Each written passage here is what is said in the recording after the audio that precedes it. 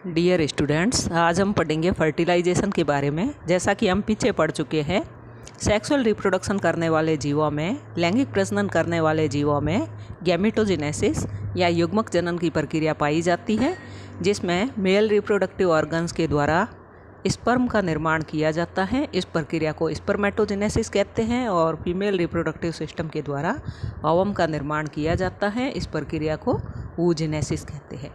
Sperm और ovum के fusion या इस प्रक्रिया को अपन सिनगैमी कहते हैं, संयुग्मन। स्पर्म और ओवम के संयुग्मन को फर्टिलाइजेशन कहते हैं। इस प्रक्रिया में 3 प्रोसेस होती हैं, 3 चरण होते हैं, जिसमें प्लाज्मोगैमी यानी कि शुक्राणु और अंडाणु का कोशिका द्रव्य आपस में मिलता है, कैरियोगैमी जिसमें कि शुक्राणु और अंडाणु का केंद्रक का मिश्रण आपस में अंतः मिश्रण होता है, और एम्फीमिक्सिस यानी कि अंतः मिश्रण या उभय मिश्रण। फर्टिलाइजेशन की खोज हर्टविग के द्वारा की गई थी। उन्होंने सबसे पहले सी अर्चिन में स्पर्म और ओवम के प्रोन्यूक्लियाई या उनके प्राकेंद्रकों के संयुग्मन को देखा था। जेम्स ग्रे के अनुसार फर्टिलाइजेशन के 2 कार्य होते हैं। फर्स्ट है एक्टिवेशन या सक्रियण।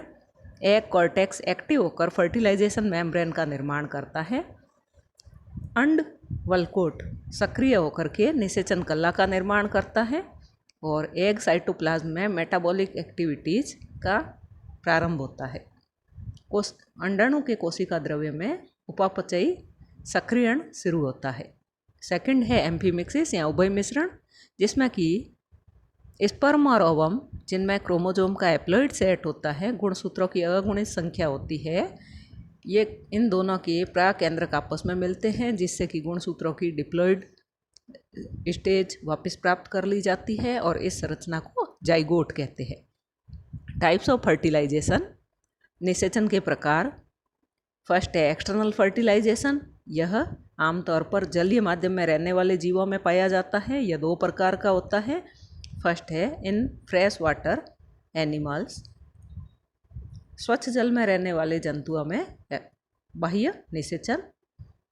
इन जंतुओं में निषेचन के दौरान एम्फीप्लेक्सस क्रिया पाई जाती है, और इसका उदाहरण है fishes, amphibians, aquatic non chordates. Second है इन मैरीन वाटर एक्सटर्नल फर्टिलाइजेशन। समुद्री जल में रहने वाले जीवों में बाह्य निषेचन। इन जीवों में अंडों के साथ साथ कुछ स्पेसीज स्पेसिफिक केमिकल्स का सिक्रीशन किया जाता है, यानी जाति विशिष्ट रसायनों का स्रावण किया जाता है, जिससे कि समुद्री जल में उपस्थित करोड़ों की संख्या में जीवों के अंडों में से शुक्राणु उसी जाति के अंडों को पहचान सके। सेकंड है इंटरनल फर्टिलाइजेशन, आंतरिक निषेचन। यह ओवोविविपेरस और विविपेरस एनिमल्स में पाया जाता है, यानी कि सजीव अंड प्रजक और सजीव प्रजक जंतुओं में पाया जाता है। इन प्राणियों में भ्रूण का परिवर्धन मात्रक शरीर में होता है। यहाँ पर भी फर्टिलाइजेशन की क्रिया मादा जनांगों में फीमेल रिप्रोडक्टिव ऑर्गन्स के अलग अलग स्थानों पर होती है, जैसे कि ओविडक्ट के निचले भाग में, इसका उदाहरण है यूरोडेल्स। ओविडक्ट या अंडवाहिनी के ऊपरी भाग में, इसका उदाहरण है सैलामेंडर, रेप्टाइल्स, बर्ड्स और मैमल्स। और ओवेरियन फॉलिकल्स में या अंडाशयी पुट्टिकाओं में, इसका उदाहरण है गैम्बूसिया। मैकेनिज्म ऑफ फर्टिलाइजेशन, निषेचन की क्रियाविधि, इसको 5 पदों में अध्ययन किया जाता है। इसका फर्स्ट है अप्रोच ऑफ स्पर्मेटोजुआ टू ओवा, शुक्राणु का अंडाणु तक गमन, कैपेसिटेशन एंड कॉन्टैक्ट, युग्मकों का संपर्क एवं योग्यतार्जन, acrosomal reaction and penetration, acrosome क्रिया व भेदन, एक्टिवेशन ऑफ ओवम, अंडाणु का सक्रियण, और फिफ्थ है एम्फीमिक्सिस ऑफ गैमेटिक प्रोन्यूक्लियाई, युग्मकों की प्राकेंद्रकों का संलयन। इसमें से फर्स्ट हम पढ़ेंगे अप्रोच ऑफ स्पर्मेटोजुआ टू ओवा।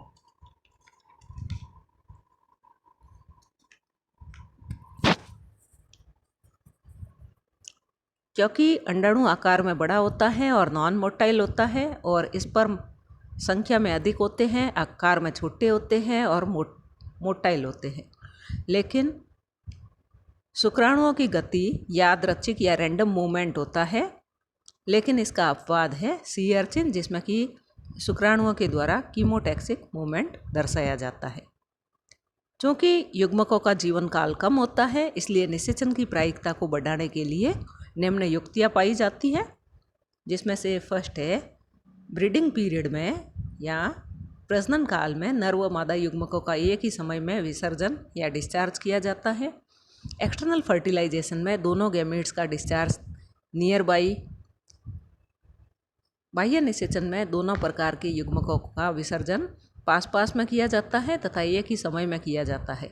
इंटरनल फर्टिलाइजेशन में आंतरिक निषेचन में शुक्राणु का निषेचन वेजाइना में किया जाता है।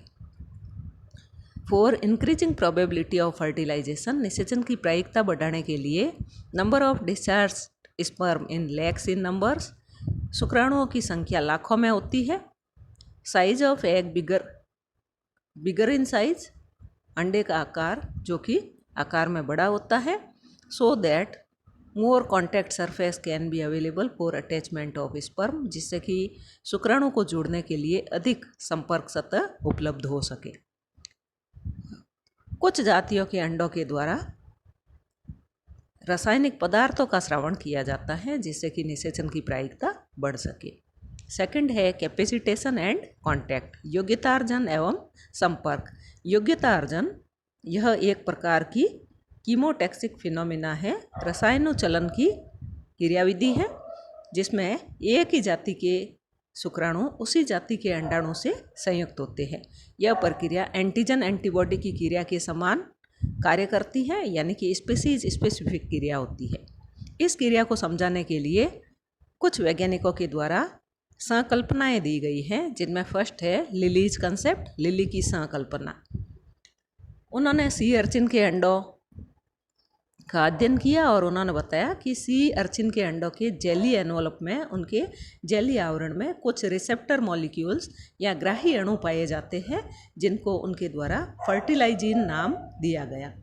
ये रिसेप्टर मॉलिक्यूल्स, ये ग्राही अणु ग्लाइकोप्रोटीन या म्यूकोपॉलीसेकेराइड के बने होते हैं। फर्टिलाइजिन में एक से अधिक प्रकार के मोनोसेकेराइड्स पाए जाते हैं, जैसे कि ग्लूकोज, फ्रैक्टोज या गैलेक्टोज। ये अणु सल्फ्यूरिक अम्ल के द्वारा एस्ट्रीफाइड होते हैं या एस्ट्रीकृत होते हैं।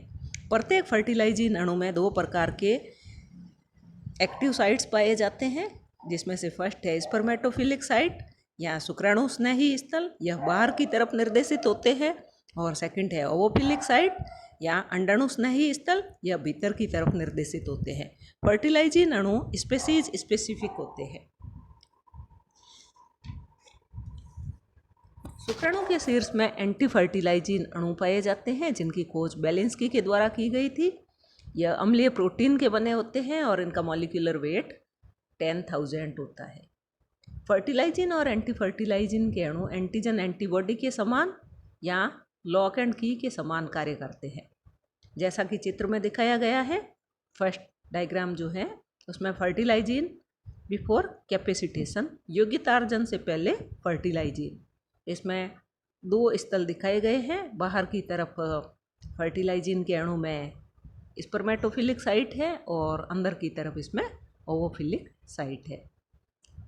इसी प्रकार से आफ्टर कैपेसिटेशन फर्टिलाइजिन के अणु में बाहर की तरफ उपस्थित स्पर्मेटोफिलिक साइट पर जैसे ही एक शुक्राणु आकर के, जैसे ही एक स्पर्म आकर के अटैच होता है, जुड़ता है, वैसे ही भीतर की तरफ निर्देशित ओवोफिलिक साइट्स जो है वो एक स्थान को छोड़ करके, जहाँ पर प्रथम शुक्राणु जुड़ा था उस स्थान को छोड़ करके सभी स्थानों पर ब्लॉक या अवरोध कर दी जाती है। सेकंड कंसेप्ट है टेलर्स कंसेप्ट। इन्होंने बताया कि फर्टिलाइजिन के अणु एग प्लाज्मा मेम्ब्रेन में उपस्थित होते हैं और प्लाज्मा मेम्ब्रेन माइक्रोविलाई के रूप में, सूक्ष्मांकुरों के रूप में बाहर निकली हुई होती है। एंटी फर्टिलाइजिन शुक्राणु की प्लाज्मा मेम्ब्रेन में पाए जाते हैं। दोनों में रिएक्शन होती है। यह रिएक्शन एंटीजन एंटीबॉडी के समान होती है और यह क्रिया अणुओं की ज्यामितीय व्यवस्था पर निर्भर करती है, उनके ज्योमेट्रिकल अरेंजमेंट पर यह डिपेंडेंट होती है। मैकेनिज्म या क्रियाविधि। फर्टिलाइजिन के अणु सूक्ष्मांकुरों के शीर्ष पर होते हैं। ये सूक्ष्मांकुर या माइक्रोविलाई प्लाज्मा मेम्ब्रेन के एक्सटेंशन होते हैं, उनके विस्तार होते हैं जो विटेलाइन मेम्ब्रेन को भेद करके बाहर निकले होते हैं। जब शुक्राणु अंडे के संपर्क में आता है तो फर्टिलाइजिन और एंटी फर्टिलाइजिन आपस में क्रिया करते हैं। इसी समय शुक्राणु को विटेलाइन मेम्ब्रेन के भीतर की तरफ खींच लिया जाता है और माइक्रोविलाई या सूक्ष्मांकुर एब्जॉर्ब हो जाते हैं या अवशोषित हो जाते हैं। जैसा कि फर्स्ट डायग्राम में बताया गया है, प्लाज्मा मेम्ब्रेन प्रसारित होकर के विटेलाइन मेम्ब्रेन से बाहर की तरफ माइक्रोविलाई के रूप में निकली हुई है और इसी प्रकार से शुक्राणु के शीर्ष में शुक्राणु की प्लाज्मा मेम्ब्रेन में एंटी फर्टिलाइजिन उपस्थित है। सेकंड डायग्राम में बताया गया है कि जैसे ही शुक्राणु का एंटी फर्टिलाइजिन अंडाणु के माइक्रोविलाई में उपस्थित फर्टिलाइजिन के संपर्क में आता है, वैसे ही शुक्राणु को अंदर की तरफ खींचा जा रहा है। और थर्ड डायग्राम में है जिसमें कि शुक्राणु अंडाणु के भीतर प्रवेश कर चुका है। तीसरा कॉन्सेप्ट है Wassermann and selling concept. Wassermann और सेलिंग की संकल्पना। इन्होंने बताया कि मैमल्स में स्पर्म की सतह पर प्रोटीन का एक युग्म पाया जाता है जो कि अंडे की जोना पेल्यूसिडा के ZP3 क्षेत्र में उपस्थित विशिष्ट कार्बोहाइड्रेट तथा प्रोटीन क्षेत्रों की पहचान करने में सक्षम होता है।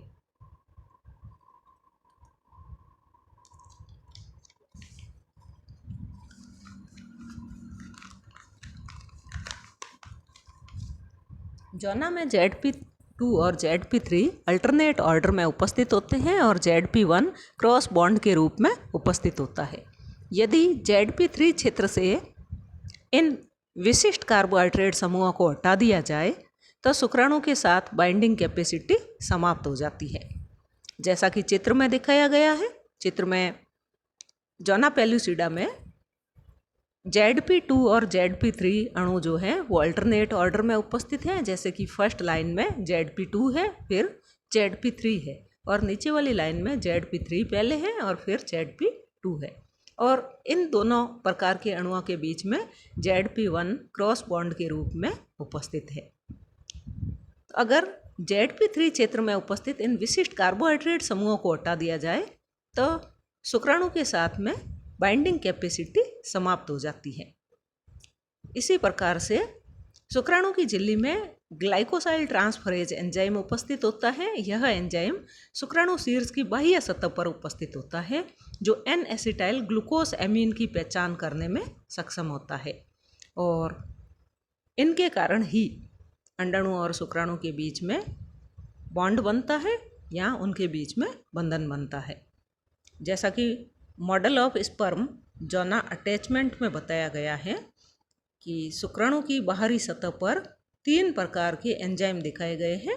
फर्स्ट है प्रोटीएज, सेकंड है galactoside transferase recognizing N acetyl glucosamine और थर्ड है गैलेक्टोस रिसेप्टर।